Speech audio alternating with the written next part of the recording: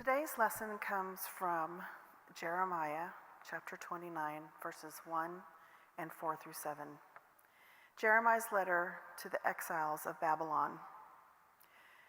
These are the words of the letter that the prophet Jeremiah sent from Jerusalem to the remaining elders among the exiles and to the priests, the prophets, and all the people whom Nebuchadnezzar had taken into exile from Jerusalem to Babylon. Thus say the Lord of hosts, the God of Israel, to all the exiles whom I have sent into exile from Jerusalem to Babylon, build houses and live in them, plant gardens and eat what they produce. Take wives and have sons and daughters. Take wives for your sons and give your daughters in marriage, that they may bear sons and daughters. Multiply there and do not decrease. But seek the welfare of the city where I have sent you into exile, and pray to the Lord on its behalf, for in its welfare you will find your welfare. This is the living word of God. Thanks be to God. These are hard days. And Jeremiah, whom some exegetes and commentators will call a prophetic realist, gives very sound and practical advice to this second group of exiles being carried off to Babylon against their will from the capital of Judah, Jerusalem, where the temple had been destroyed and hardly anything of value remained. Hardly any stone remained standing.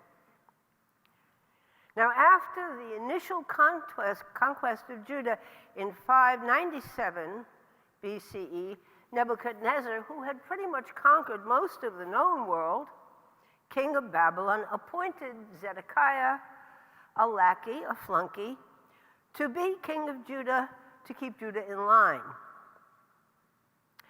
Life could go on pretty much as usual, providing the taxes were paid, tribute was given, there was no army, and no revolution plotted.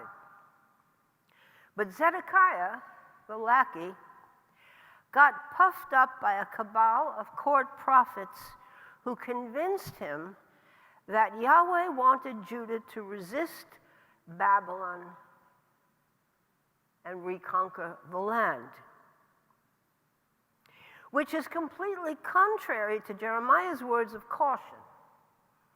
Caution and admonition. Caution and judgment. Caution and hope. Words that with him also came from Yahweh, namely, leave well enough alone, I will take care of the rest. 10 years later, 587 BCE, Nebuchadnezzar came again in earnest this time, back to Judah, back to Jerusalem with a deliberate goal of destruction. The temple was eviscerated, Jerusalem nearly gutted, and Judah was no more. It was all over. Jeremiah, hated and reviled by the court prophets, issued what for him were God's commands to the exiles, to the captives. Our reading today were God's marching orders. Now, Jeremiah's orders echo the intent of the last verse in Deuteronomy 30, verse 19, choose life, that both you and your seed may live. But there's a mirror image here, sisters and brothers. In Deuteronomy, the Israelites are about to enter the promised land. In Jeremiah, they are about to go into captivity, into exile. And yet, for the most part, the orders, the commandments, are the same and of the same quality. Whether captive or captor, the mitzvah, the commandments, are the same. There is a prophetic cut here that Jeremiah makes through time and circumstance that places both conqueror and conquered on the same footing. Today's conqueror is tomorrow's conquered. The wounding of Russia's self-understanding as a people among the Russians themselves is a line that is crossed in the sand which Putin and his ilk cannot even perceive. The deliberate, unremitting rending of our country's faith in anything at all by Trump and his acolyte liars in training, running against reality, can't even imagine. And that's the problem.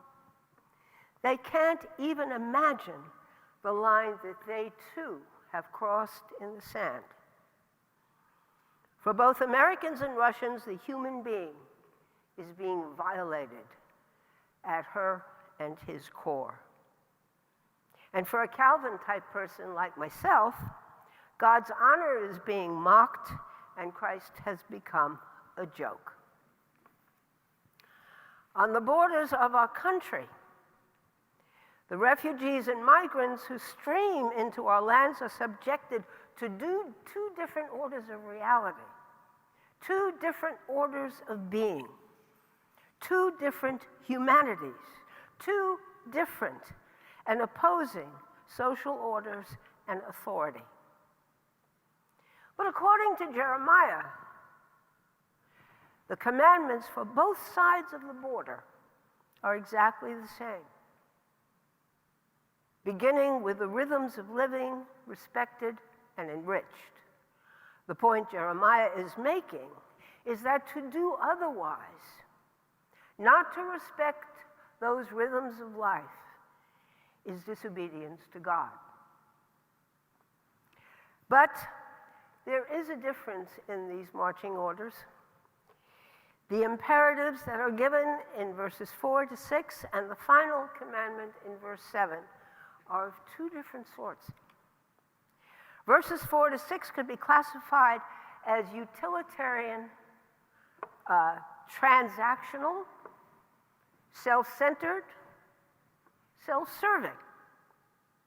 This is the way you live in order to survive and to thrive for your own sake wherever you happen to be. On the side of the victor, on the side of the victim, on the side of the conqueror, on the side of the conquered. And there's nothing wrong with that. But there's another step that these exiles, these captives, have to take. Something a little beyond what would be expected. The final commandment in verse 7 releases the potential empathy, lying dormant within each prior imperative. The final commandment turns each and every one of us to face the face of the other, turns our ears to hear the sound of the other, simply because the face of the other and the voice of the other is as holy as one's own. Not because that face or voice is the same, but precisely because they are different. Seek the shalom of the city. This is the culminating commandment that encapsulates all the others. While you and I in New York City are trying to live out our lives the best we can for ourselves, for our families, for our loved ones, for our pets, for our sake of just pure enjoyment and meaning, that's not enough. There is yet more to be done that discloses and unravels the meaning and purposes of all those preceding orders to take care of yourself. The fulfillment and wholeness for both Babylonians and for exiles, for both captors and captives, conquered and conqueror, in an obedience of spirit is to seek the well-being of the other, seek, actively look for, aim for, says Jeremiah, the well-being of the city which has conquered you. Gestating an awareness of God's work where individual differences are respected, where there is a harmony of differences but no absorption of one person into another person. No sameness. Sameness is a horror, an atrocity. The mathematical philosopher Alfred North Whitehead, when asked to define evil, wrote briefly on a slip of paper, evil is sameness. The city cannot survive on sameness. Jeremiah foretells that definition and updates Leviticus 19. You shall be holy as I am holy. Exiles, you shall seek the shalom of the city. You shall intentionally seek and focus upon the well-being of the other in your midst. And as you seek the well-being of that other, you shall find your own. You shall find your own. The obligation towards the other is its own fulfillment and insight that we possess into the heart of God. And yet, I say the other. But Jeremiah is pushing me to say, no, it's the city. Seek the shalom of the city. Why city? What for? He treats the city as a unity of political, social, psychological, and spiritual reality. Seek the shalom of the city, you exiles, you losers. Among some, there is a theophany emerging out from the soil of the city, out from the concrete of the city. It is that source and that setting where God's salvific work is made known. The city is a revelatory place. God is a laborer here, and we are laborers too. The first city in our biblical record is built out of the lineage of Cain, the first murderer, whose mark from God protects him from being killed in the building of this first city by his son Enoch. By God's mark, God's brand, the murderer is not to be killed in the city. And yet, our city, New York City, and practically every other city I've ever visited, is a source of violence, is a source of murder, power, diversity, difference, conflicts, corruption. The best of us, the worst of us, all takes place and is lived out in daily life in a city. It's a cauldron of the human condition, which somehow, and I think I'm traveling now on a meaning I can't quite unpack, which has outlasted every political entity on the face of this earth. What is the staying power of a city? On a world map of flight destinations that has been published by the UK, it's if you want to look at it, it's flightconnections.com. All stops are cities, represented by blue, red, and yellow dots indicating the range of direct connections from 30 in the blue to fewer than 7 in yellow. Countries or nations aren't even mentioned. The map is blank, except for those dots. The dots are cities, and nothing else exists on that map. Just the cities are the hub of global human intercourse. A city also occasions the setting and source of the universality of one God, where at the same time many gods and goddesses can be worshipped too. How many religions do we have in this city? And somehow we manage, don't we? Somehow we coexist together. How is that possible? But this is part of the meaning of God's work, God's revelation of salvation. Differences can be as deep as these. And with these deep, deep differences, we will not only survive, but we will live, and as Whitehead says, live even better. The vision of God's shalom is the city. In Revelations, the New Jerusalem is the abode of Christ. And Jeremiah speaks to that vision of God in his final commandment to the exiles. The longevity of cities suggests that whatever a city really is, it outlasts everything else. Luxor, Athens, Beijing, Moscow, Mumbai, Paris, Prague, Kyoto, Damascus, Rome are still around and still unique. Each city builds, grows with the years its own cultural character. No two cities are the same. Nagasaki and Hiroshima, both leveled by American nuclear bombs, are still around, very much alive. The United Arab Emirates can fly you within 63 kilometers of Babylon.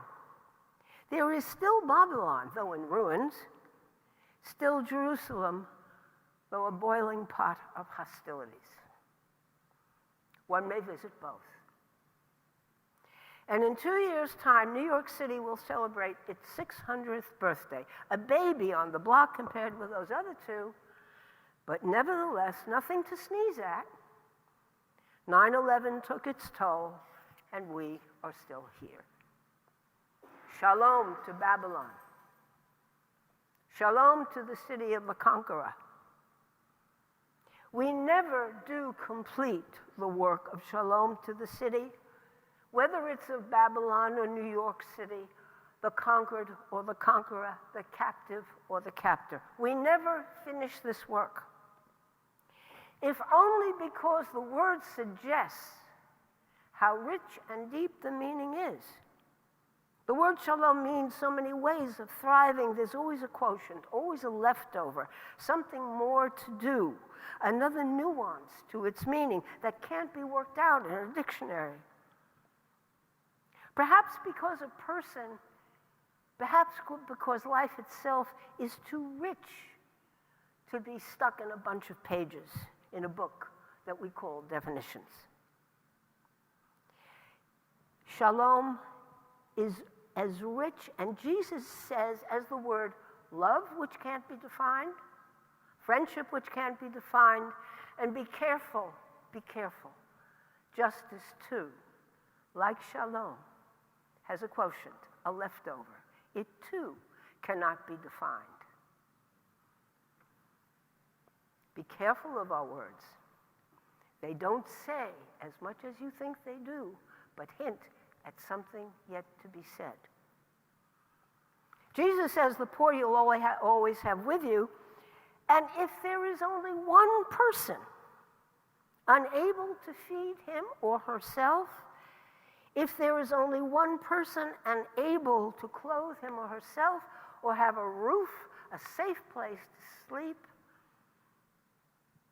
if only one person on the face of this planet is undervalued and his or her capacity to live life demeaned, rigidified, vilified, our work of shalom is still before us.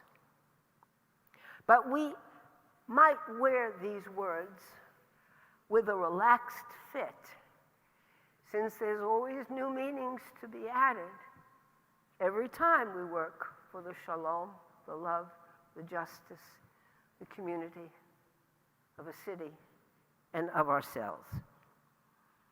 All that language can ever do is tell the most likely tale. The rest is up to us.